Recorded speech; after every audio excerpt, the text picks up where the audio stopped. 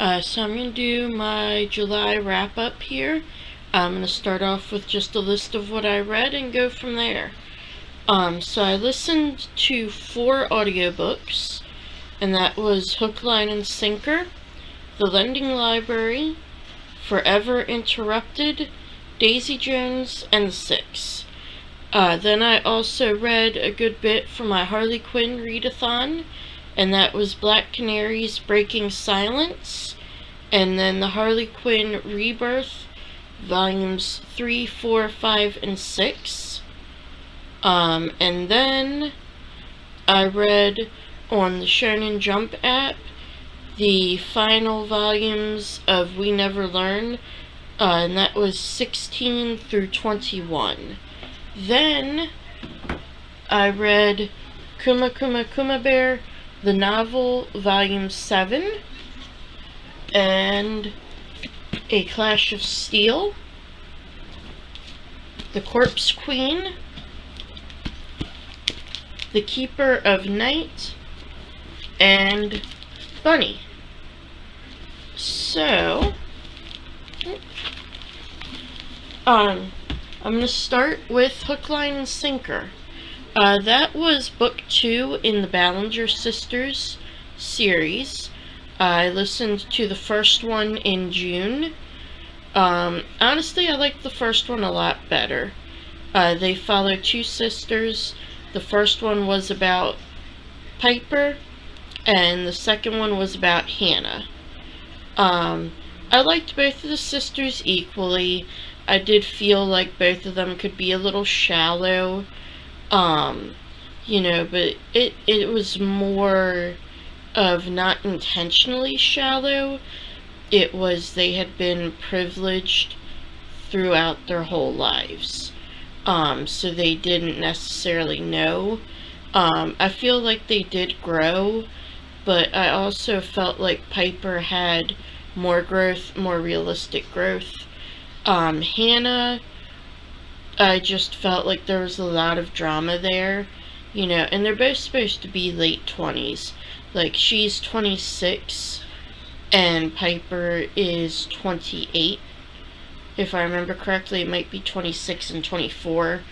But yes, it was cute enough for a contemporary romantic comedy, sort of friends to lovers. Yes, it wasn't all bad. Then I listened to The Lending Library, and I absolutely did not like that book at all. I mean, the premise sounds great. You have a 33-year-old woman who's starting out on her own. She's moved, she's a teacher, and then her local library shuts down. So she decides to open one in her own home and basically make her books available, and then she purchases some books, gets some donations, so that these people in this community still have a library, because the closest library is now 45 minutes away. And then along with this, she finds love and comes to terms with starting a family, basically. So, it all sounded like a cute rom-com to me. However, the second I started listening to it, the narrator's voice just absolutely grated on my nerves, was the very first thing I noticed. Now, I do normally listen to my ebooks at 1.75 times, and I will say that helped with the annoyance level. However, the main character, she's just, I don't know how to describe her. She's very immature, but not in a sheltered way. Just that I am a child, I don't want to grow, is almost what it seemed like to me. And then, one of the main plot points was she's wanted a child. She's always wanted a child. However, both her mom and her grandmother did not have children after 35. And obviously she's 33. So she starts kind of being like, oh my god, I only have 2 years. And then what if, like, they had to get pregnant before 35? Now I have even less time.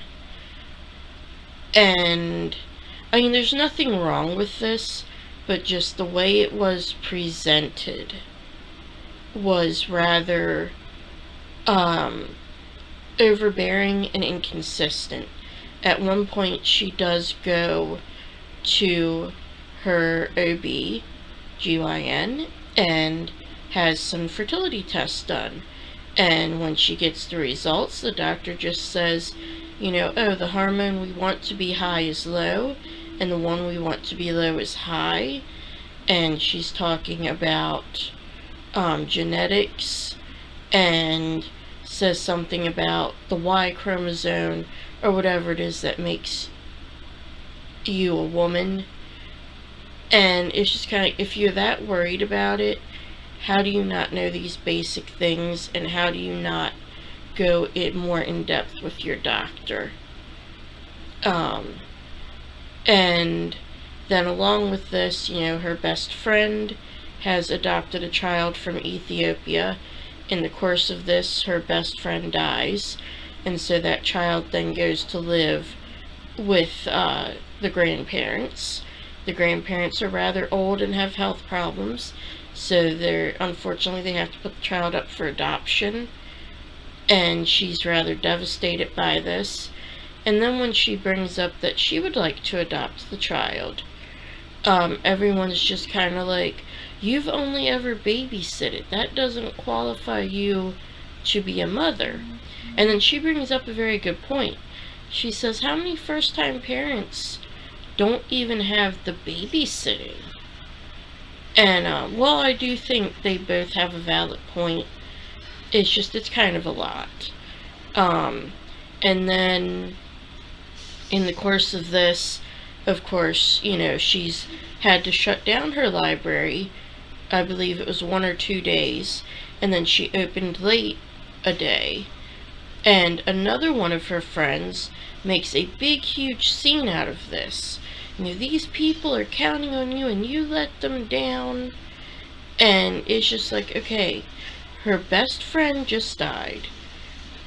This child that she has connected with, like, from the moment her friend adopted this little boy, the main character has absolutely, like, been in his life.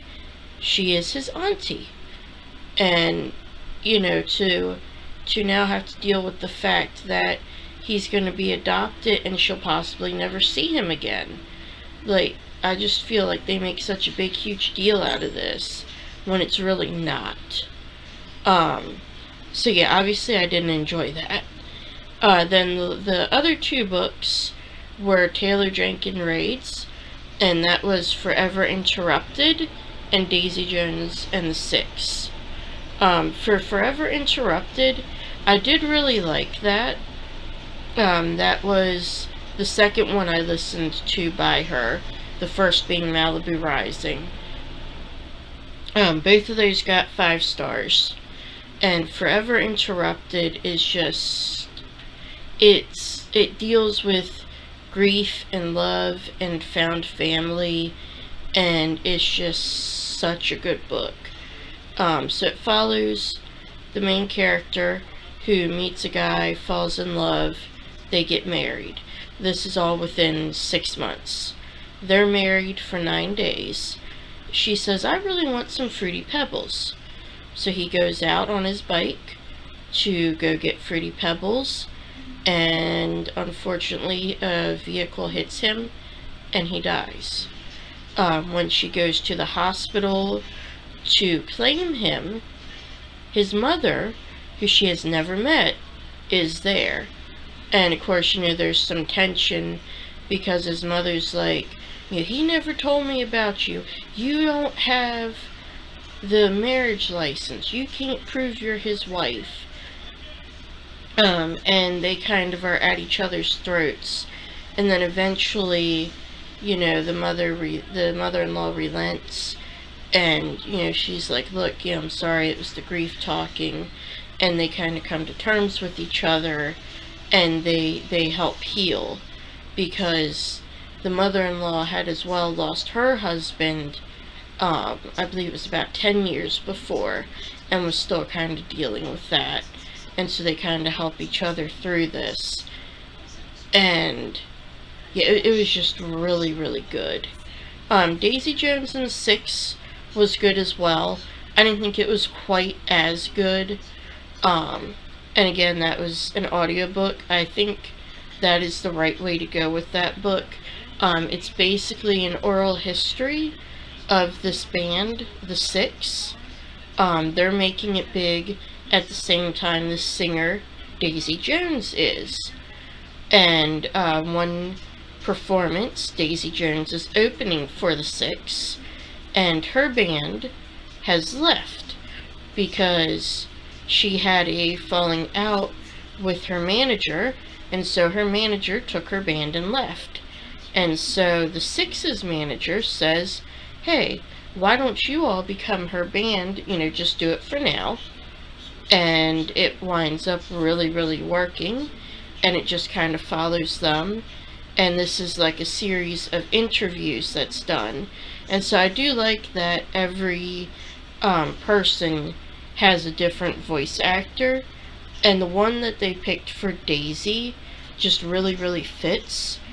She's supposed to be like a 70s pop rock singer, and she has this very deep, kind of gravelly voice, and I just felt like it fit her really well. And she is also very unapologetic for how she acts and dresses. She goes after what she wants. She wears shorts and tank tops. And she says at one point, it is not my job to make sure the men are comfortable. They need to learn to ignore it, basically. And, I just felt like kind of yes. Because,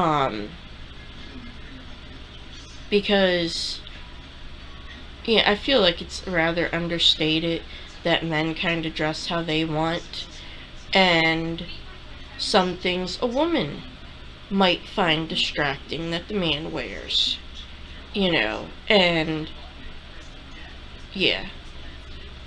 And then I read, as I said, Kuma Bear Volume 7.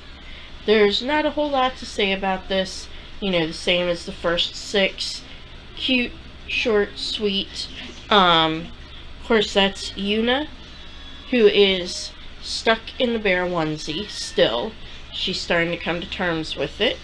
And this is little Princess Flora, who she befriends and has been kind of befriending her.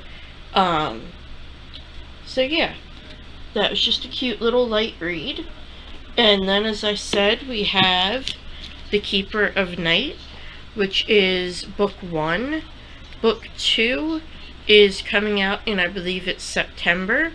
So this is about Ren Scarborough. And she basically works as a reaper.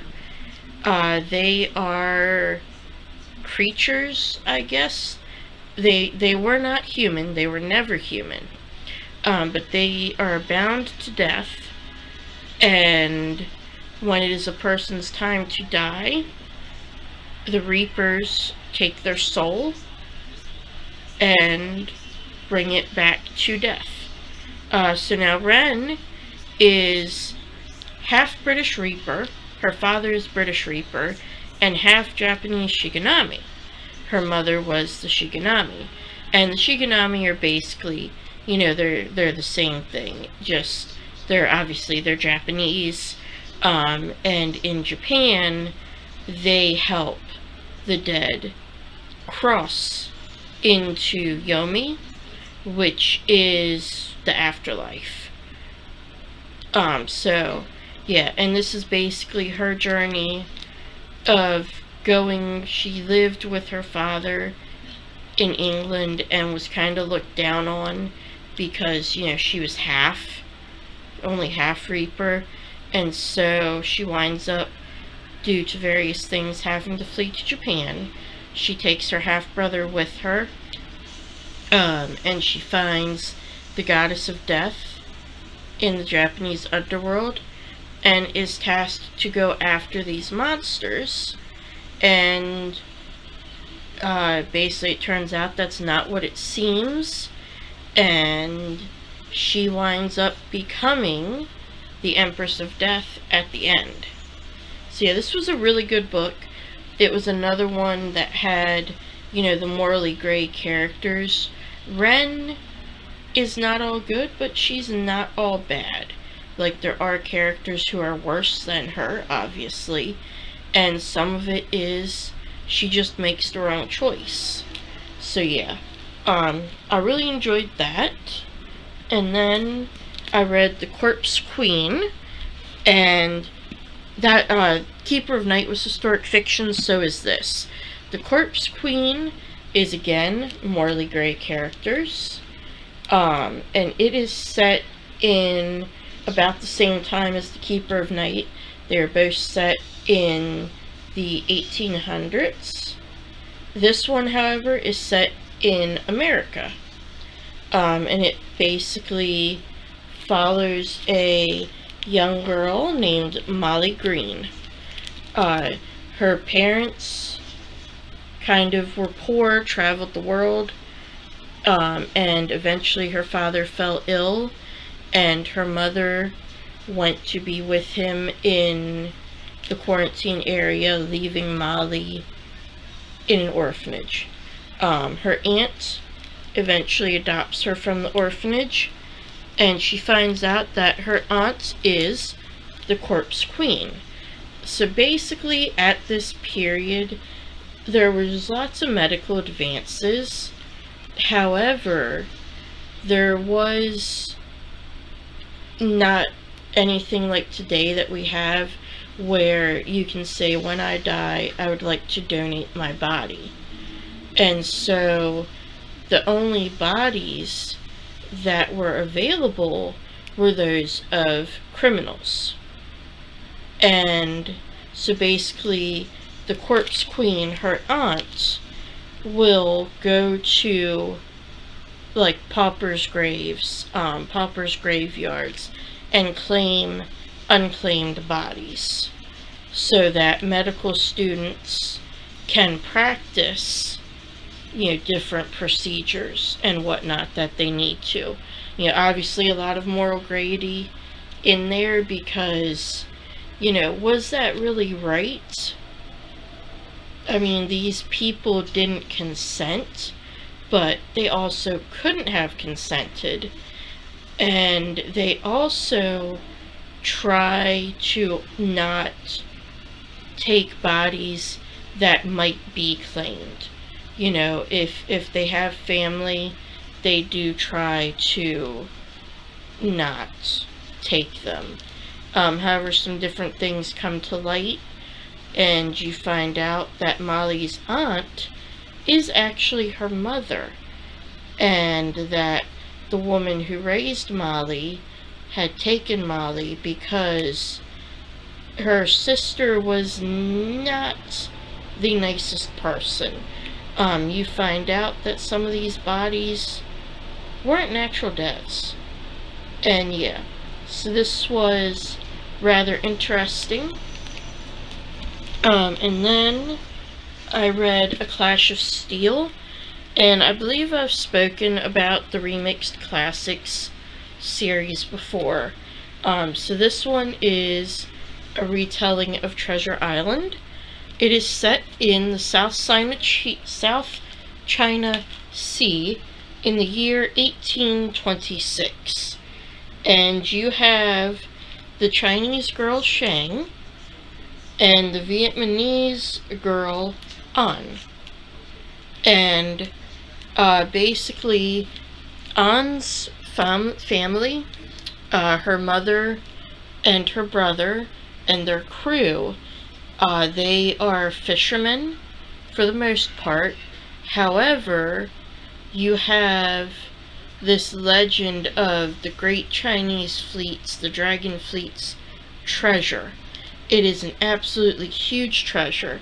So An's family has been trying to find this treasure for years and years and years. And Shang has been kind of sheltered in a small village.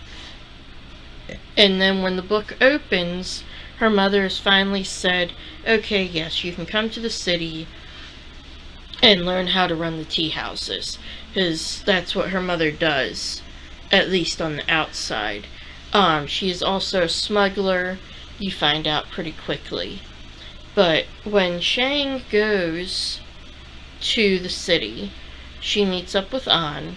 They spend a day kind of roaming because, An's obviously traveled to all the different ports. She's been to Gantung, Canton, China before, so she kind of leads Shang around, teaches her everything, and in the end, she winds up stealing Shang's pendant. She comes back a few days later because you find out there's a map in this, and it supposedly leads to the Dragon Fleet's treasure. And so most of the book is them becoming friends, finding out they have feelings for each other, and then near the very end, you find out Shang's mother was the Dragon Queen, the leader of the Dragon Fleet. And I kind of suspected that from about the halfway point. But I really did enjoy this. Like, it was a really good retelling, and I like how it kept, just kind of like minimal elements, the most important elements.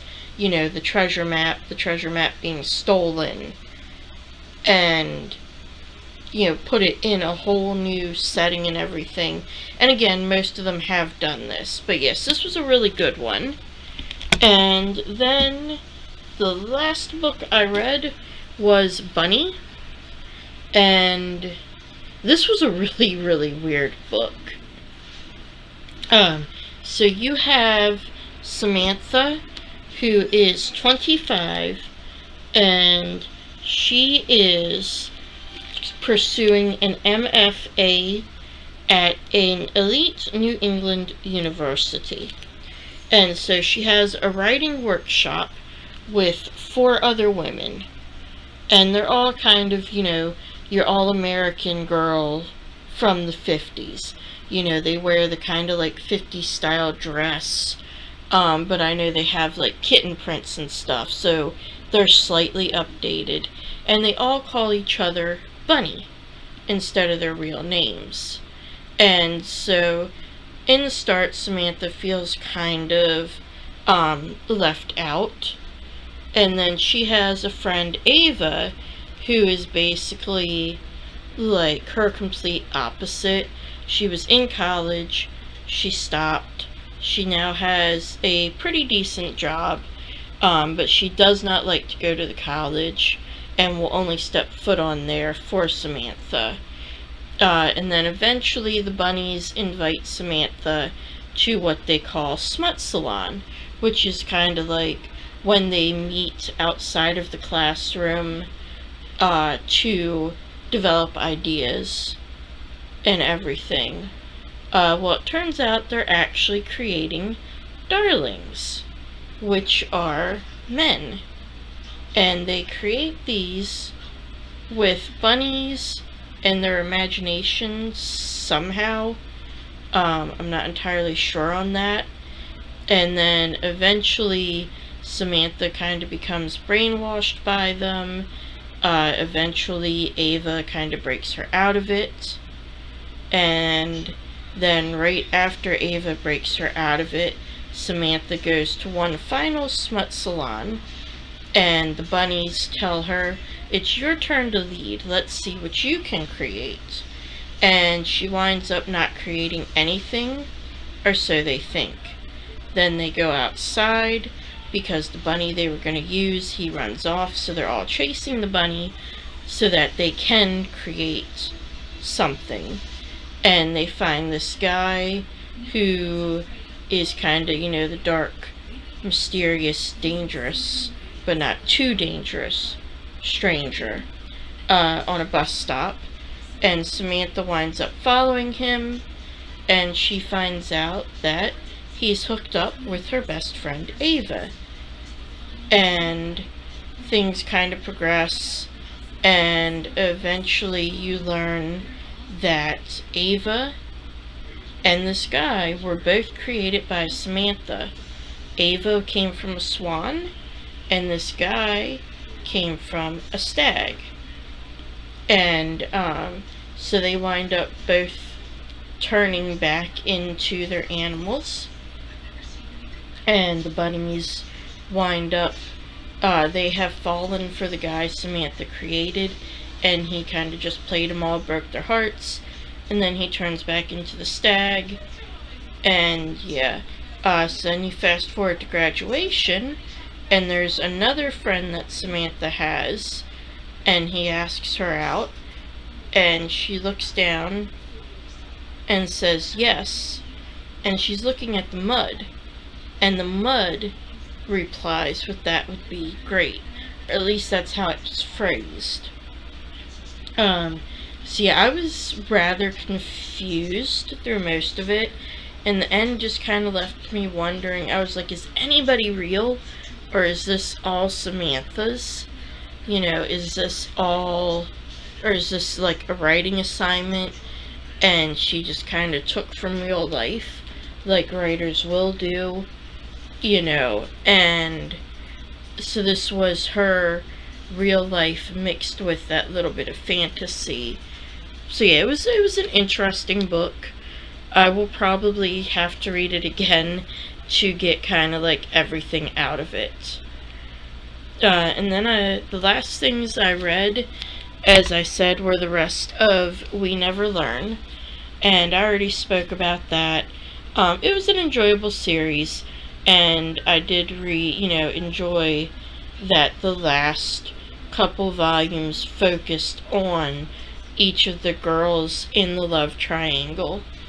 It was Eruko, who was the girl who had met him and fallen in love with him in middle school. She got the first one. Then it was Rizu, who was the math whiz. Then it was Fumino, who was the literary whiz. And then you had Asumi, who was the senpai. She had graduated the year before and was trying to get into medical school. And then you have Mafuyu Karisu sensei, who was the teacher.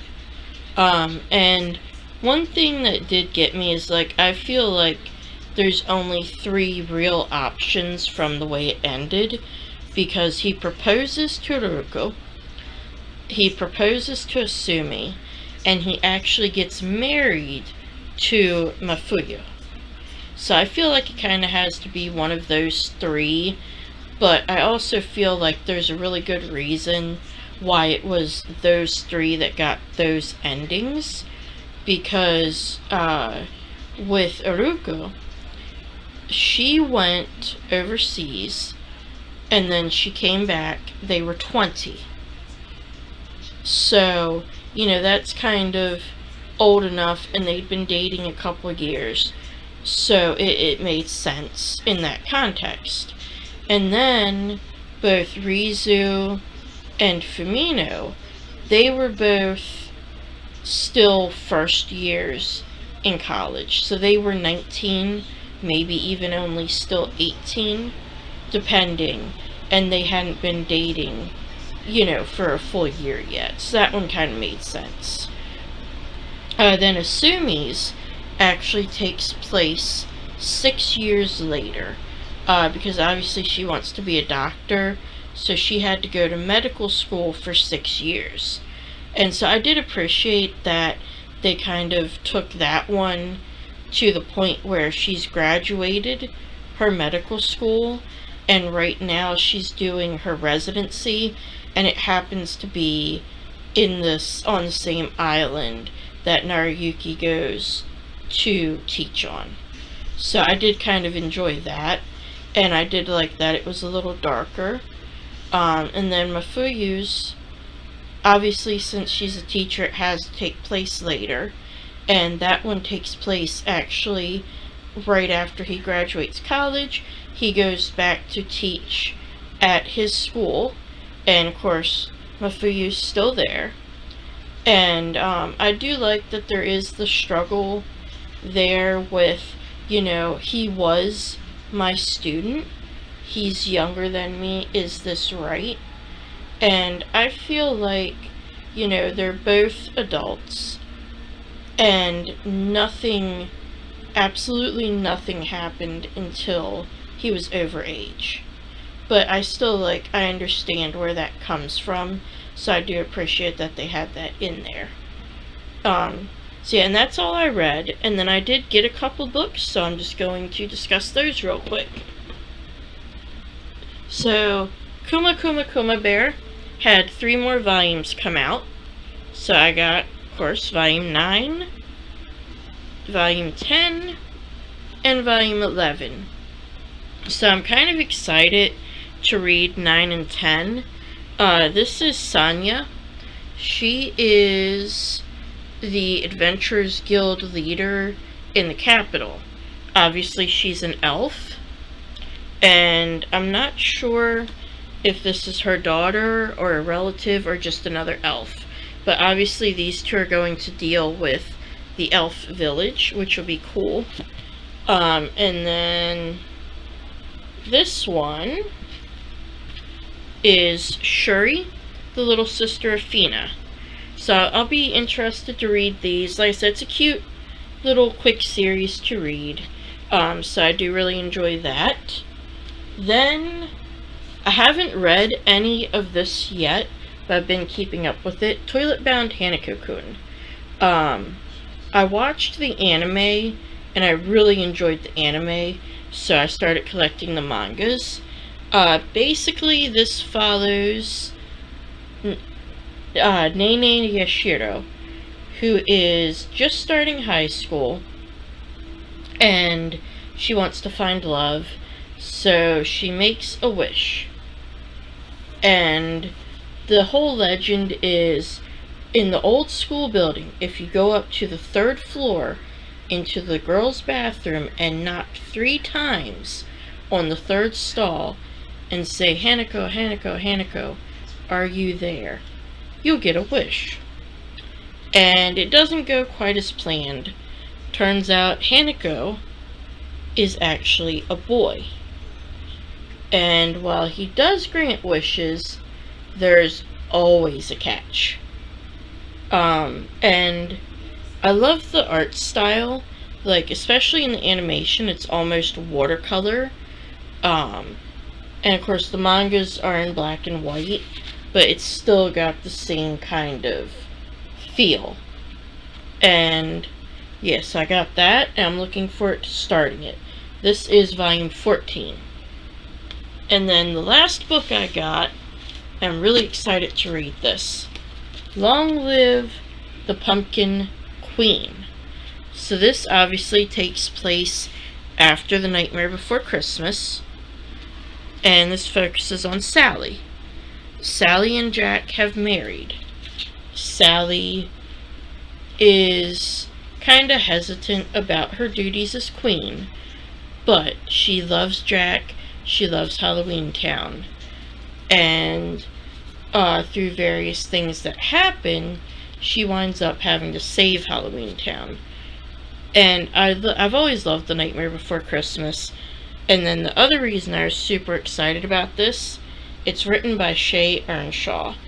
I read 3 of her books like 2 years ago, and they're absolutely, like, amazing. They're very gothic, very atmospheric, and, like, she's the perfect author to write a story about The Nightmare Before Christmas.